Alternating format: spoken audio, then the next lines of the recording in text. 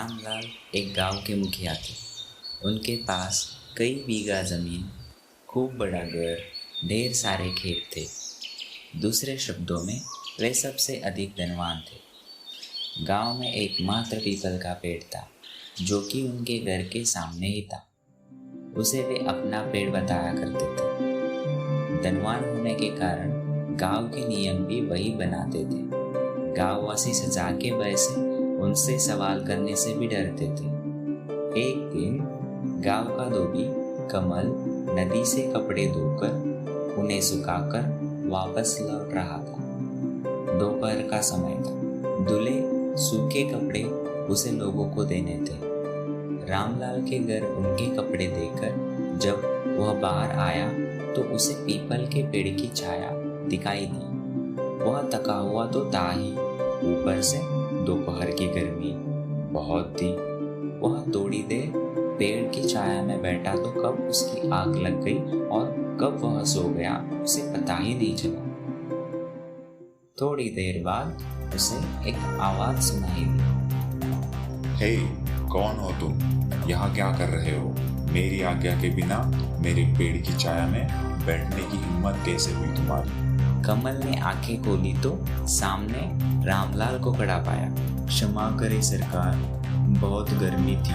मैं थोड़ी देर के लिए बैठा पर पता नहीं कब मेरी आंख लग गई। रामलाल ने कहा, यहाँ से दफा हो जाओ, यह मेरी जगह है। कोई इस प्रकार मेरी जगह पर बैठे वो मैं बर्दाश्त नहीं कर सकता। कमल ने नम्रतापूर्वक कहा, श्रीमान, मैं वर्षों से आपका सेवक हूँ। इस छाया में बैठकर मैंने आपका क्या नुकसान कर दिया है?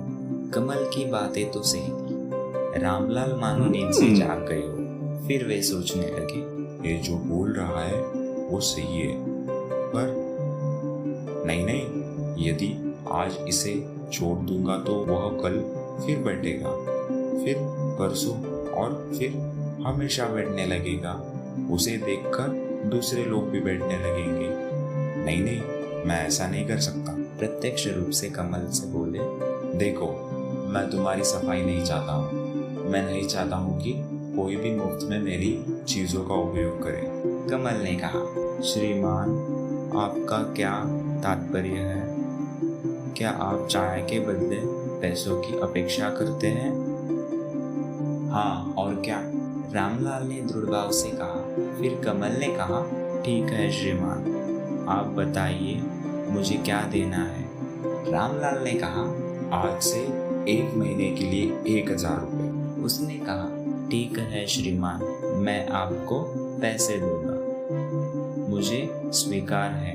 रामलाल मन ही मन प्रसन्न हो रहे थे कि जो पेड़ उनका नहीं है उससे भी उन्हें आमदनी हुई। उसके जाने के बाद अचानक पेड़ से एक आवाज सुनाई दी। वह पेड़ बोल रहा था। यह देखकर कमल अचंभित हो जाता है। पेड़ ने कहा, कमल, मैंने तुम दोनों की सारी बातें सुन ली। तुम्हारे साथ जो कुछ भी हुआ वो गलत हुआ। यह सुन के कमल ने कहा, हम गांव के मामूली लोग रामलाल जी से कुछ कहने की हिम्मत नहीं कर पाते हैं। वे जो भी निर्णय लेते हैं वो पूरे गांव को पसंद न होते हुए भी मानना पड़ता है। वह मेरे छाया में आश्रय लेने के लिए आए तुमसे जिस तरह से धन की मांग की है वो गलत है। मेरी छाया के बदले कोई ऐसे धन कमाए ये मुझे कतई मंजूर नहीं है। मैं उसके इस बर्ताव के लिए उसे एक सबक सिखाऊंगा। उसे अपनी भूल का एहसास होना चाहिए। मैं रामलाल को एक अच्छा सा सबक सिखाऊंगा। इतना बोलकर वह पेड़ चुप हो गया। फिर कमल वहां से चला गया। एक दिन कड़ी धूप में थका हुआ रामलाल उस पेड़ के नीचे आश्रय लेने के लिए बैठ गया। जैसे ही वह पेड़ के नीचे बैठता है, थोड़ी देर बाद वह पेड़ गायब होकर अपनी जगह बदल देता है। फिर उसे धूप लगने लगती है। वह आश्चर्य से ऊपर देखता है तो उसे पेड़ दिखाई नहीं देता। वह पेड़ दूसरी ओर था। रामलाल को कुछ समझ नहीं आ रहा था। वो फिर उस पेड़ के नीचे जाकर बैठता है। वो पेड़ फिर अपनी जगह बदलता है। रामलाल फिर अचंभित होकर बोलता है, ये मेरे साथ क्या हो रहा है? क्या मुझे भ्रम हुआ? फिर एक आवाज आने लगती है। वो पेड़ बोलने लगता है। यह देखकर रामलाल का मुंह आश्चर्य से खुला रह जाता है। फिर वह पेड़ बोलने लगा, रामलाल, तुमने जो कुछ कमल के साथ दुर्व्यवहार किया है, उस कारण मैं तुम्हें अपनी छाया नहीं दे रहा था।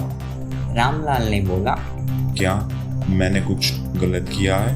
पेड़ ने बोला, जब बड़ी धूप में थके हुए लोग मेरी छाया में आश्रय लेने कुछ देर बैठते हैं, तो तुम उन लोगों को यहाँ से भगा देते हो, और ऊपर से कमल से तुमने मेरे छाया के बदले जिस तरह से धन की मांग की है, उसकी वजह से मैं तुम्हें अपनी छाया प्रदान नहीं कर रहा था।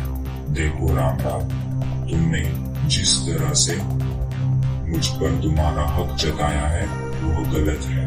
मेरी छाया सभी लोगों के लिए है, इस पर किसी एक का अधिकार नहीं है। सब लोग मेरे लिए एक समान है। रामलाल को अपनी गलती का एहसास हुआ और उसने बोला, आप सही कह रहे हो वृक्षराज, मुझे माफ कर दो। वृक्ष राजा, मुझसे गलती हो गई है। इसके बाद मैं कभी किसी से ऐसा व्यवहार नहीं करूँगा और तुम्हारे छाया में बैठने वालों को भी कुछ नहीं बोलूँगा। इस तरह से रामलाल अपनी गलती सुधार कर लोगों को उस पेड़ के नीचे बैठने की अनुमति दी। अब से जो भी लोग उस पेड़ के नीचे बैठते हैं उन्हें वो कुछ नहीं कहता। रामलाल के इस बदलाव से गांव के लोग बहुत अचंभित हुए, इसी के साथ बहुत खुश भी हुए। तो चलिए मिलते हैं ऐसे ही कुछ मज़ेदार कहानियों के साथ अगले वीडियो में।